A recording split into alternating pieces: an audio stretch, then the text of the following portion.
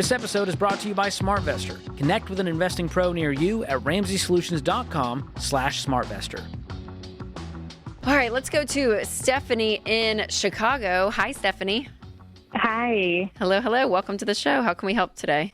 Thank you. I've been a fan for a very long time. I appreciate what you guys do. Well, thank you. Thanks for calling in. My question is related to our retirement savings. So my husband and I recently bought what we hope to be our forever home. We sold our starter, and our mortgage has obviously increased, as has the rate.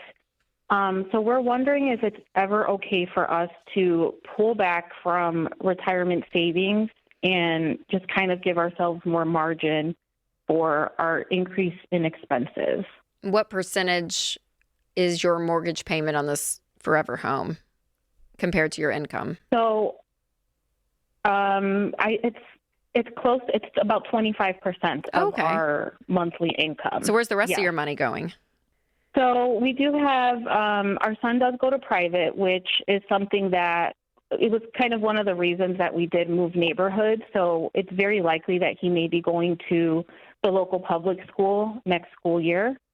But we also have some repairs to do in this home that were a bit unexpected. And we do have some goals for the future as far as saving for a vehicle and paying off the home faster, which is something that has kind of been weighing on me.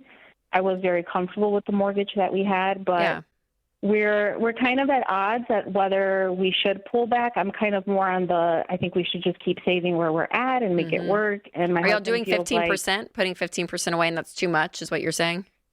So we're each doing 16%, not including our company match, which is pretty generous. Okay. And then we're also maxing out our Roth IRAs from our take-home pay. Okay. Each. Do you know percentage-wise how much of your income is going to all of those?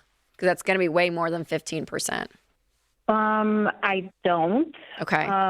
If we're including our company match, we're both each putting away 24% of our income. Okay, and yes. that's not including the Roth IRAs that we're doing. Yeah, exactly. Okay, yeah. So, you guys are probably putting too much in retirement. So, what we would say is 15% of your income needs to go into retirement. How much does your company match? It's 8% total. 8%, okay.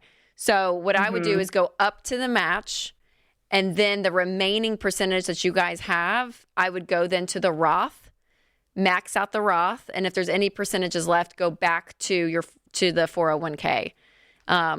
But I would just do 15% of your income into retirement. Both your 401k, the 8%, not including the employer's match. So that's not 16. I don't count the employer's as 16. I just count your 8% going in. And then and then the remaining 15% take to your Roth IRA. And if you max that out, depending on what you're making, if you max it out, go back to the 401k, or it may just be enough just to do the 8% and then maxing out the Roth. I'm not sure. So you guys will have to kind of do the math on that. But I would cut back your retirement to 15%. Okay, so you're saying just do the 8% to match the company and then put the remainder of that into our Roth. Into your Roth, yes. But because how much are you guys making a year?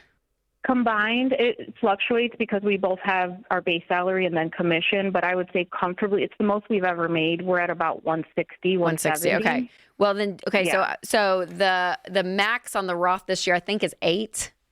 So 8,000 each. So again, after you fund that 8%, if 7% of your income left fills up the Roth IRA, then just stop. You guys are good. But again, if you hit that max and you still have 1 or 2 percentages left of your income to hit that 15%, go back to the 401k. Does that make sense? Yeah, it's hard for me because I know on paper, like what we have saved up looks good, but like my mind doesn't connect with, it just never feels like enough. I think I maybe worry too much about the future. So what does enough? What does enough mean? You know, I wish that I knew. I think it just boils down to the fact that we both grew up pretty poor. That's and exactly no one in our family had any financial literacy. And I'm always like, I feel like we have a really good savings for our age. How old are you guys, Stephanie? We're both 38. Okay, and how much do y'all have in retirement right now?